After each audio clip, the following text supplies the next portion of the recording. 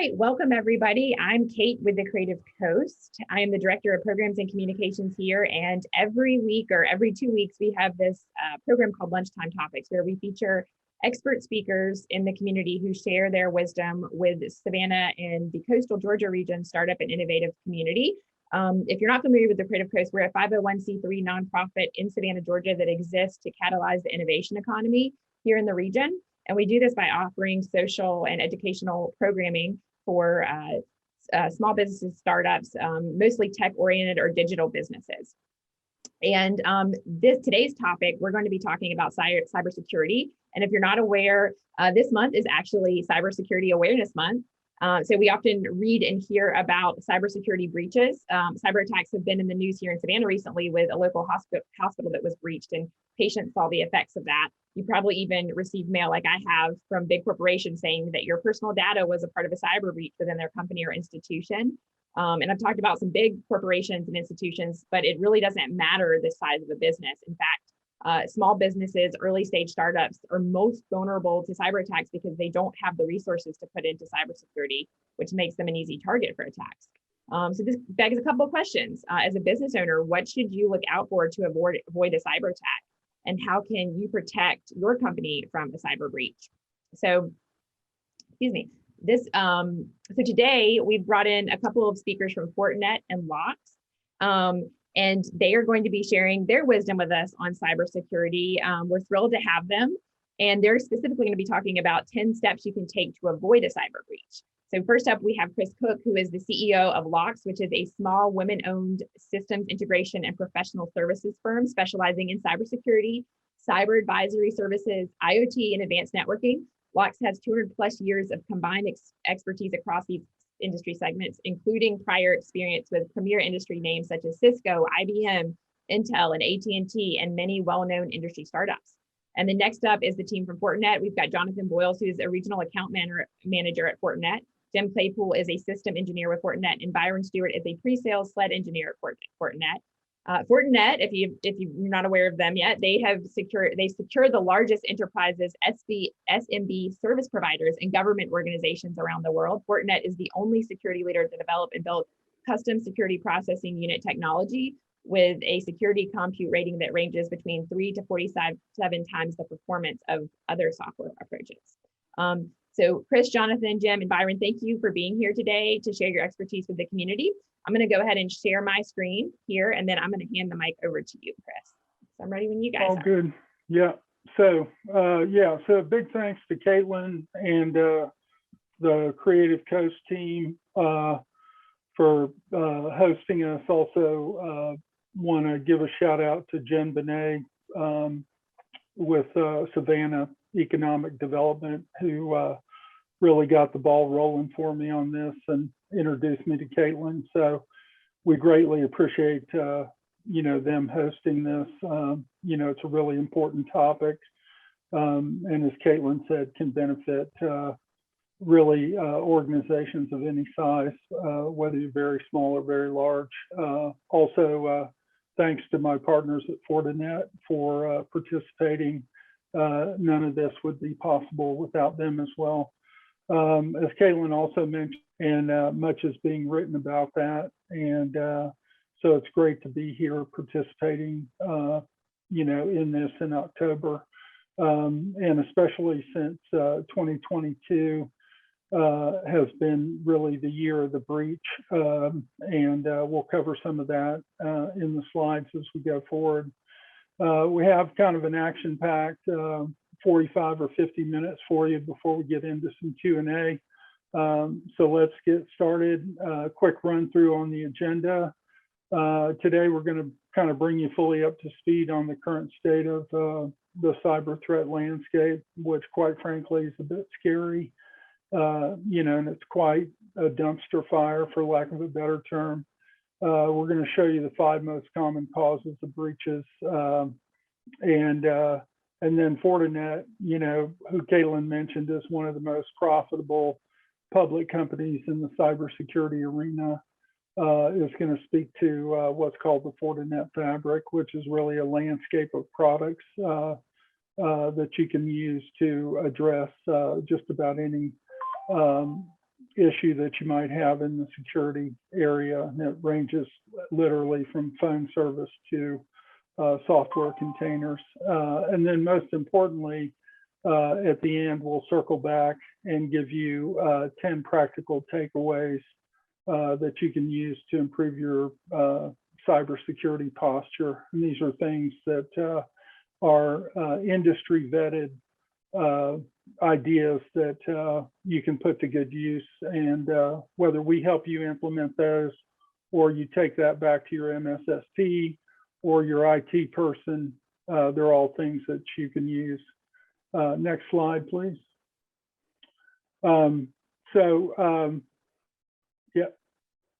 Next slide, sorry. The current situation, you read and hear about a lot of high profile breaches. These are things that have been in the news. Colonial Pipeline, for those of us on the East Coast, we were without gas for a couple of weeks. The JBS food incident caused a short-term meat shortage. T-Mobile and AT&T have both had breaches. LinkedIn, very massive breach over 18 months, 700 million names that were lost, phone numbers. The Kaseya breach, which affected the MSP community, the Oldsmar water treatment plant, and they just go on. And so the headlines are really never ending. Microsoft gets attacked daily. And then you have things like SolarWinds, which was part of, the software community. And, I'm not quite sure how they're still in business.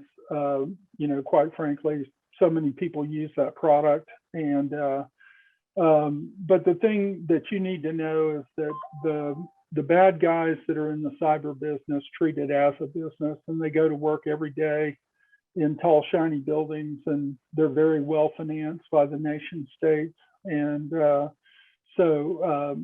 operate much like a mafia and an organized crime syndicate. And so they go to work every day thinking about, how they're going to attack next, and they're changing their tactics every day. And so, it's a cat and mouse type game. Next slide, please. So, there's many different types of breaches. Ransomware in and of itself is probably the most common type, and of ransomware, there's several different variants of it. It alone is up, 288% just in the first half of this year. We'll talk a bit about employees in your organization or your weakest link, whether it's their ineptness or whether they become disgruntled, like this situation recently in New York, where somebody was going to get fired and they decided to do a bunch of damage on their way out the door. Another thing that's also a big breach problem is what's called business email compromise. And a very recent incident of that was in New Hampshire, where a city got compromised, and the thieves ended up redirecting a bunch of payments for a construction project to themselves that the city was supposed to be paying to some subcontractors. And then, as Caitlin mentioned, the St. Joseph's Candler situation right there in Savannah, which was detected back in June.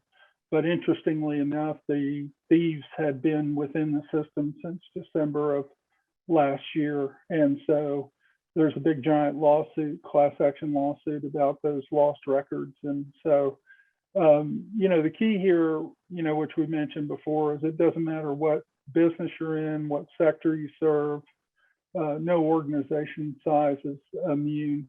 And so, it comes in any form. And so you have to be very vigilant in what you're doing to protect yourself. Next slide, please. And so, as I mentioned, every business segment is under attack. And so this is a good slide. It's from Fortinet out of a very recent report that they have. It just, you can look down the left-hand side, but no matter what industry vertical you serve, the breach activity has been up dramatically, this year, and far and away, ransomware is the method of choice. And as I mentioned, it comes in many forms. Next slide, please. Also, you'll hear a lot as you talk about cybersecurity, or if you're investigating it for yourself, is cyber insurance. Cyber insurance up until a few months ago was fairly easy to get, up until the spring, I guess would be a better description. But because this has been the year of the breach, it's now, very hard to get cyber insurance. And by the end of this year, it'll be, virtually impossible to get it, or unaffordable, one of the two. And part of that is that cyber payouts have gone up dramatically. And what caused that was that the insurance companies were very casual about selling it. And if you had an IT person, they asked a few questions, and they were very casual about it. But now what they ask you for is things like, do you have two-factor authentication, and do you have endpoint protection?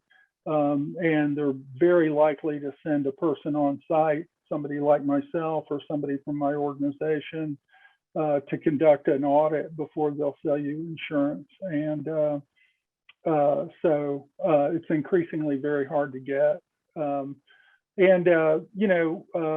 One of the harshest realities, as it says here, is that if you do get a breach and you're small, it's more than likely you're going to go out of business from it, because it's just hard to recover from it. So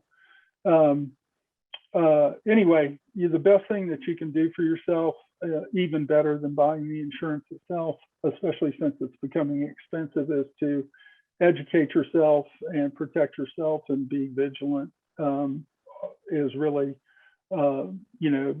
better than trying to buy insurance itself. So next slide, please.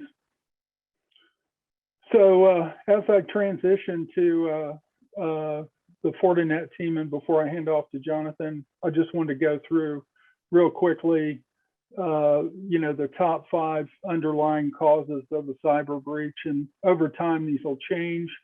But currently, these are the most common ways that the criminals are breaking into your organization. And so ransomware, we've touched on this, it's the most prevalent, but what it really is they break in, they get a hold of your data or your systems or your servers, and they lock it down and they charge you to get it back. And sometimes they charge you and they don't give it back, and they threaten to release the data is another thing. So they've added extortion to their bag of tricks.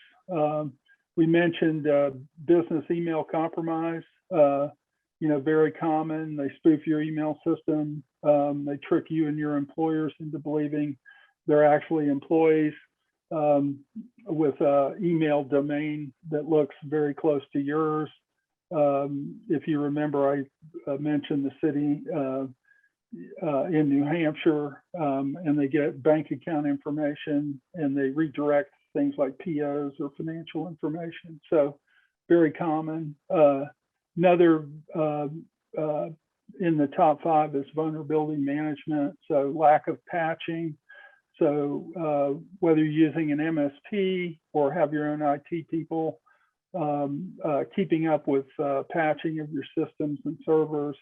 And I'm talking about software patching, but also password management. So if you go back to the Colonial breach, Colonial, for as big as the organization was, the root cause analysis at the end of the day for that breach was they didn't have two-factor authentication, which everybody should know what that is, right? Your bank requires it, where they send you a code once you've logged in, right? But they also did not manage passwords very well. So they had a lot of reuse of passwords. And so effectively, the Colonial breach was the criminals walked right in the front door. And so it related very much to number 3 from the password management standpoint. And then another popular one, number 4, is social engineering and phishing. This is where people will try to gain your confidence. In what we call social engineering. They'll try to get to know you on LinkedIn or some other way and gain your confidence. Also, phishing, comes in, gets you to click on a link in an email. This happens, quite frequently. And it downloads a piece of malware. And so you have to guard against that. And again, this comes back to the employee, teaching your employees not to click on links unless they know where they came from, or you have a system, and I'm sure Fortinet's going to talk about theirs, that cleans those links or verifies that those links are clean before you see them in your email. So, very common attack method. And then last but not least, number 5, which is the whole notion of remote access, whether it's wireless, which is Wi-Fi, the whole work from home, and mobile access. Those are very common ways for the criminals to get in, and they're your most vulnerable points of access. And so you need to have those endpoints locked down. Whether it's laptops that are out with employees, whether it's mobile phones, whether it's Wi-Fi endpoints, doesn't matter what it is, but those are your most vulnerable points. And so those are the top 5 ways that the criminals get in. So with that, I'm going to hand off to Jonathan and the Fortinet team, and then I'll come back at the end with the 10 key takeaways and some Q&A. First of all, thank you so much for Creative Coast and Christopher Cook for getting this all together. I think it's without said that security is definitely a need nowadays, and how things are being done. No one is safe, I should say. So today I'll go ahead and paint a picture about Fortinet on how we're doing things on the back end. And then what I like to do is hand things off to James Claypool and Byron Stewart, who will talk to you about some of our solution offerings. I'm going to tell you a little, an ongoing joke that I hear a lot from my coworkers that have been here longer than me. And it's interesting because it's all the same story. When they started to call into companies, they would call and say Fortinet, and they would get back, Fortinet who? Well, now the conversation is entirely different. Fortinet is a global leader in cybersecurity, delivering a broad, integrated, and also automated security fabric to enable customers to accelerate their digital journey. Fortinet is a cyber defense platform. We are not a product company. We innovate and address 4 primary markets, and that's cloud security, network security, IoT and OT security, and also the infrastructure security, like SIM, email security, and also endpoints. From an innovative standpoint, we have something to be really proud of, and that's that our company positively impacts all of our customers. We're the only company of our size and scale that has a unified architecture built on one OS and also one single code base. Founded in 2000, fast forward to 2020, we are a $3.9 billion company in revenue as of last year. The market cap is $30 billion, so we're definitely chasing that mark. We have 8,000 employees worldwide, and 500,000 plus customers across the world. And both employees and also customers are growing every day. Next slide, please. So when it comes to innovation, we focus on 3 things. As I mentioned earlier, we have a portfolio of solutions that integrate, that work together, and that are also cohesive versus unified versus standalone point product. That's what our security fabric is based off of, which is FortiOS. The next thing that we do, which we're proud of as a company, is we focus on delivering the best performance and scale at the lowest possible cost in the market. So just like Google built TPU, well, Fortinet's SPU technology offers the best performance and cost value in the industry, which Caitlin mentioned earlier. We have 3 to 47x performance of any other software approach out there. Third, our FortiGuard Labs uses AI and machine-based learning to analyze more than 100 billion events each day, sending actionable real-time threat intelligence to our customers. So with cybercrime getting out of control and everyone working from anywhere, it really makes it easier for the bad guys to come in. And if that wasn't enough for you to worry about, add on everyone working from home. So with limited visibility, limited control, you can't detect and control and prevent what you can't see. And as we all know, most malware these days are hidden in encrypted traffic. And with the cloud generation moving in and 1,000 devices that are being connected, it really makes it hard to understand the whole picture. So nowadays, there's just too many products, too much specialized training, too many renewals, and really just too many alerts. And that really makes it difficult to manage and protect the surface area of risk and do it with security effectiveness in mind and also maintaining costs. So this is my last slide, and we're going to kind of stop on this slide because James and Byron are going to pick up. But unlike other platforms built from acquired products that offer loose integration, Fortinet Security Fabric provides the broadest portfolio of solutions, mostly organically built from the ground up, offering the best integration available, enabling communication between and also across devices, networks, and applications across a single management console. All our products are available in multiple form factors, including cloud, VMware, and also others. And every product can be standalone, but it's way more powerful as part of the Fabric platform. So I know that was a quick summary of Fortinet. Wanted to kind of give you the basis of how things are and how everything is really baked into the company. Now I'm going to hand it off to James and Byron, who are going to talk a little bit more about our solution offerings and how we can protect you guys, as Christopher talked about the big five. All right, thank you so much, Jonathan. That was a really, really great overview there. And Jim and I are both engineers, and we're going to try to take it down a level. Maybe we'll actually be a little bit less technical than you are, Jonathan. You know, given our audience here, we don't want to get too down deep in the weeds, but we're going to do a little role play here. I'm going to ask Jim a couple of questions. Maybe some of the business owners here might be interested in knowing and you know, some answers to some common questions that we hear on a daily basis, and maybe some ideas for them to go back to their IT departments or you know, MSPs like you had mentioned before, and you know, ask some intelligent questions.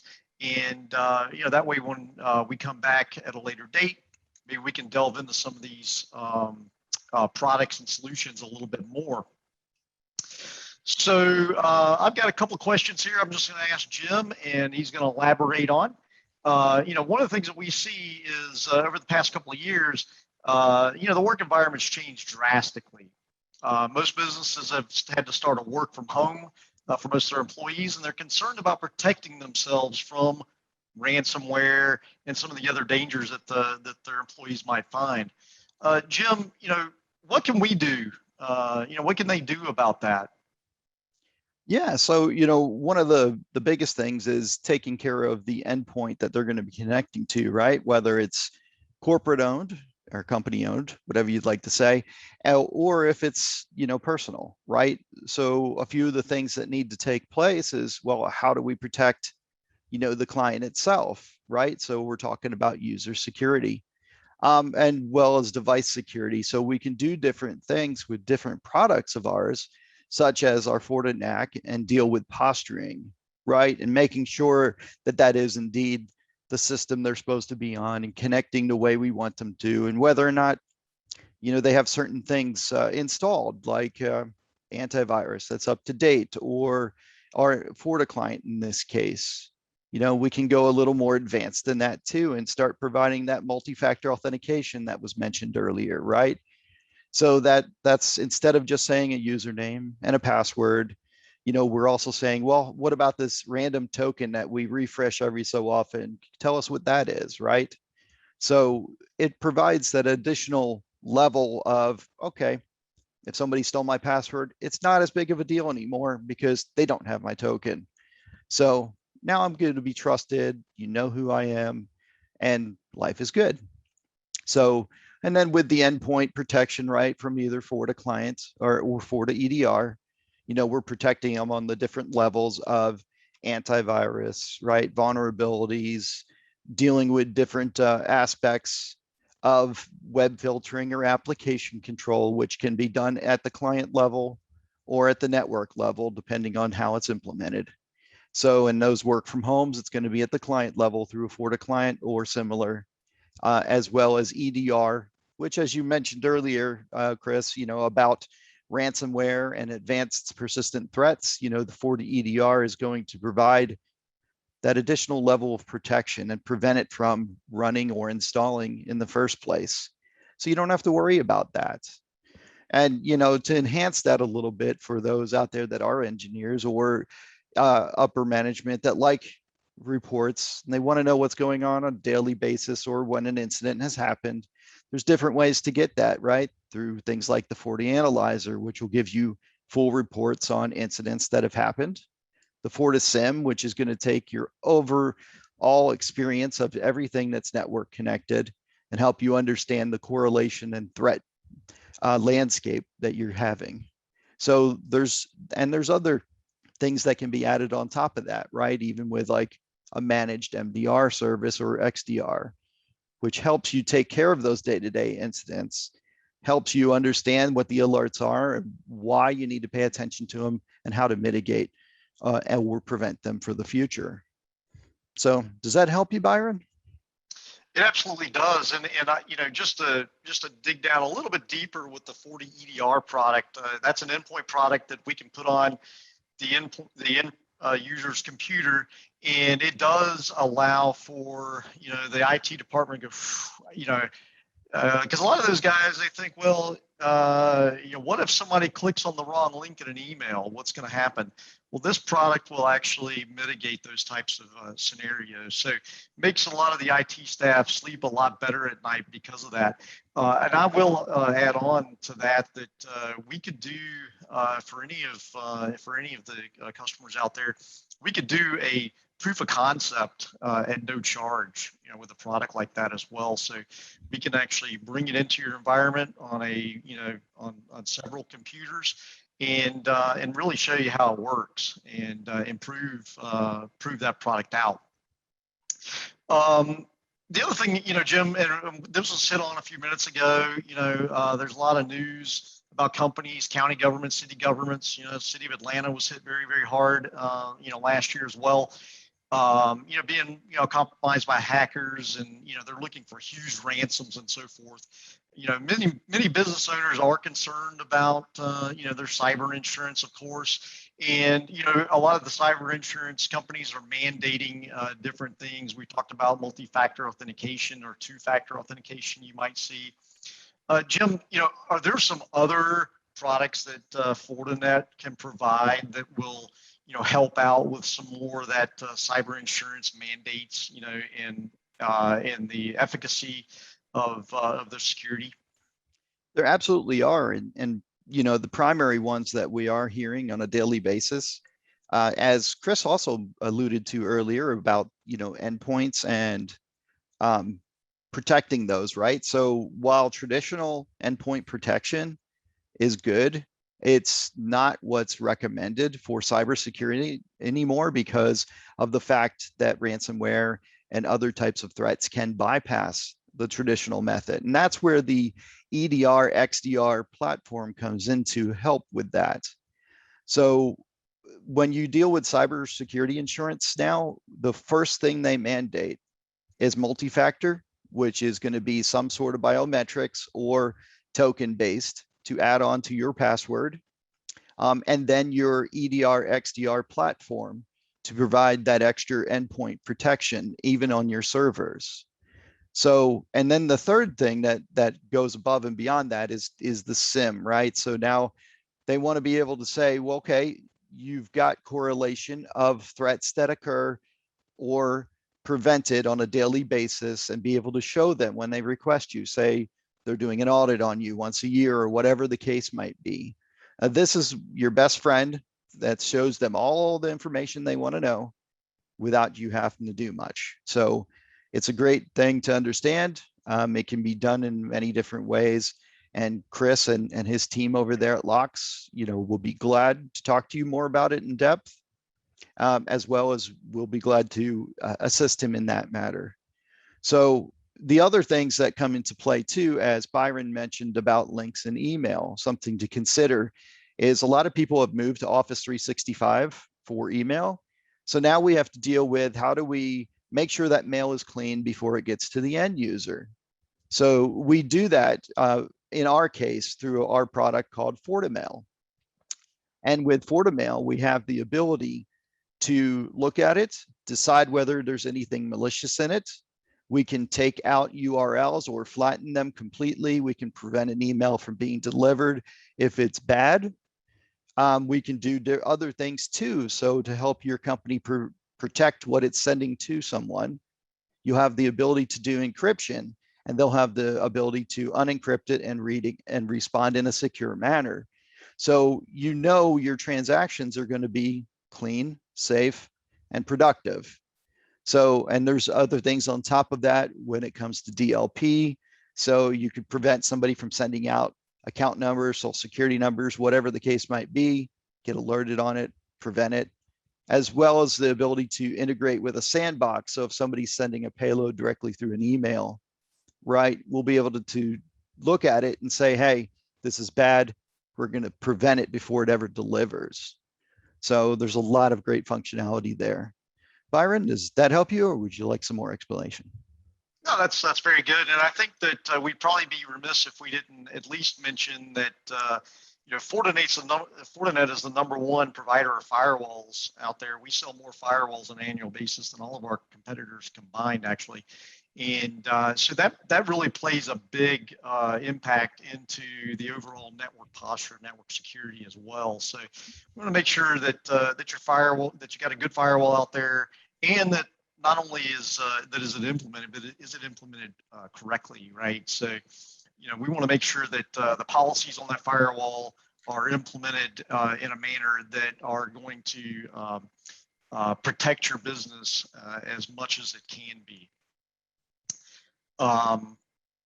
Jim's also highlighting some, cloud security as well. Most of these companies are now, reaching out to the cloud using AWS and even more so Office 365 and such.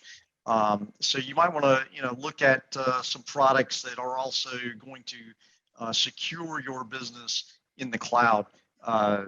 There's the old adage is if you push your business out to the cloud, it's not if you're going to be compromised, but actually when you're going to be compromised. So that's right. The more strategy that you can have to protect your not only your data, but you're also mainly your customers' data, because what you're seeing is a lot of times when these breaches. Colonial Pipeline's a great example of this. A lot of these companies are taking a big hit in their reputation, actually, and it's hard to put a price on that. Exactly, because once you become untrustworthy, you lose business. That's right. And it's very difficult to get some of them back. What type of guarantee are you going to give me? This isn't going to happen again. How do you provide that to them? You can't. But the fact is, you can say, hey, we've corrected our problems. We've got better technology and enforcement in place, and we can move forward. As I mentioned, we'd circle back to this slide, which is here at the end. And, these are really the 10 things that you can do to improve your cybersecurity posture. And, the thing that I hate about a top 10 list like this is,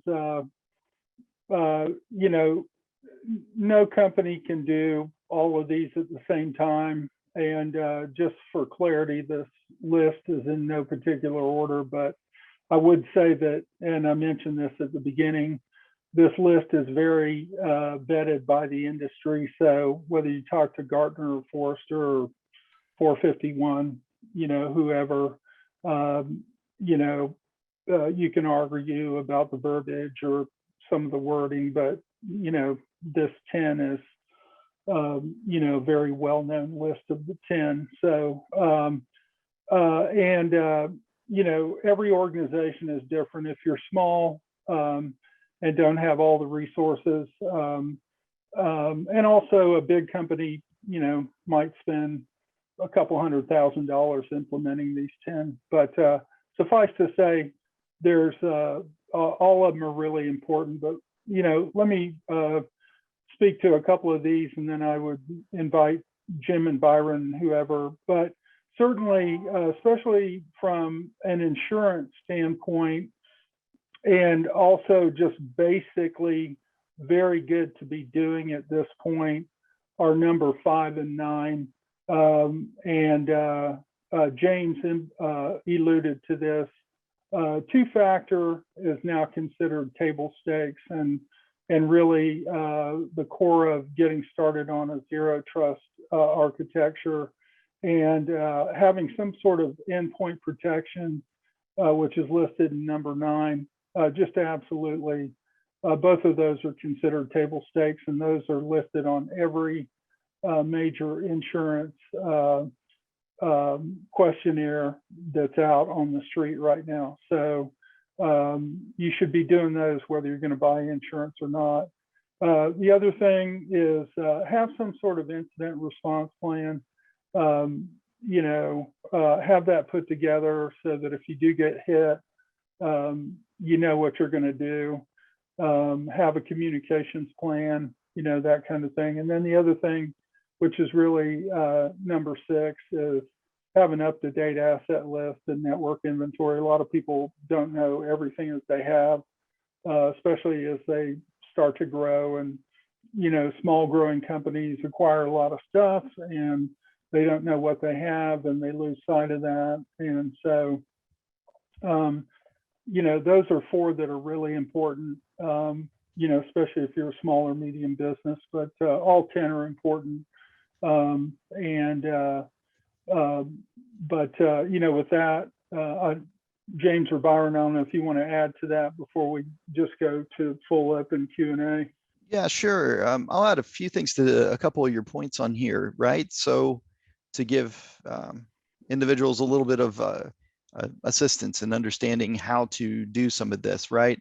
So like, for instance, when you're dealing with number 5, Fortinet, for instance, has a solution for that, but a combination of a Forti authenticator and a token, right, to mix in with your environment. And it can even integrate with custom applications, Office 365, and other things that are able to do 2-factor or multi-factor. And that, like number 6, for instance, about doing up-to-date asset network inventory, our Forti client, for instance, does software inventory and hardware inventory of a device if it's installed on the device. So you would have access to that in your management view to see those things, right? Network segmentation, a combination of our FortiGate, Forti switches, and APs, it gives you the full ability to do that full network segmentation and provide protection at each level. And then collect logs and implement real-time detection. This is where it falls into, like I mentioned earlier, the Forti Analyzer for logging, reporting, and event management, and the FortiSIM for full network correlation from, incident to mitigation. So there's a lot of value there for you.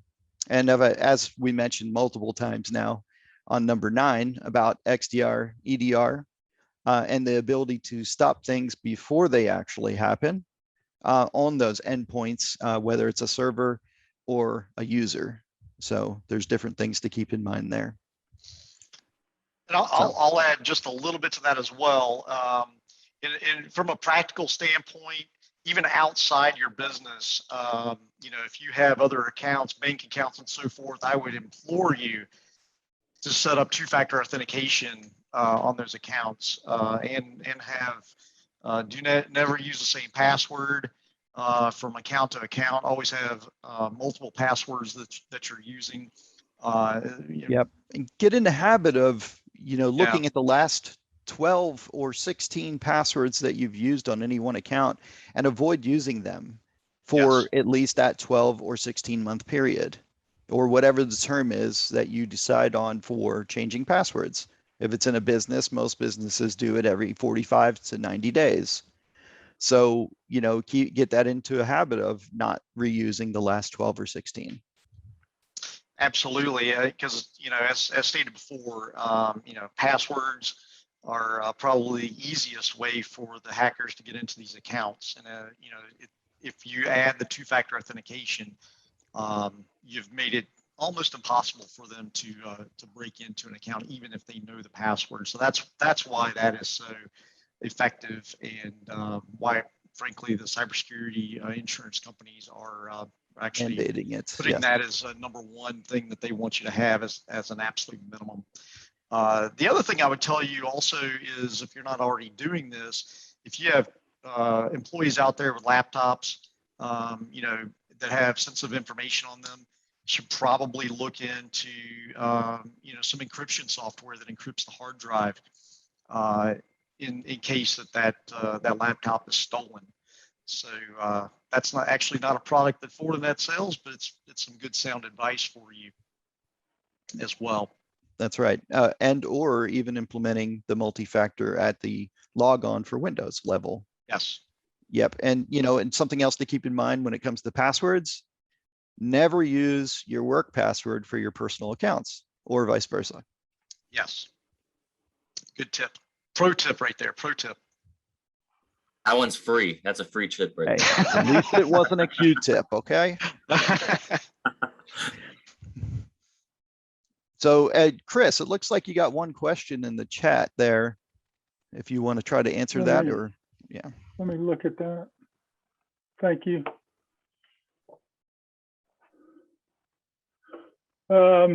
Yeah, so actually there's several of them. I can send you a list after the fact. There's a few specialists now, a couple that come to mind. Obviously the big ones are all in the business, Chubb, State Farm, all of them.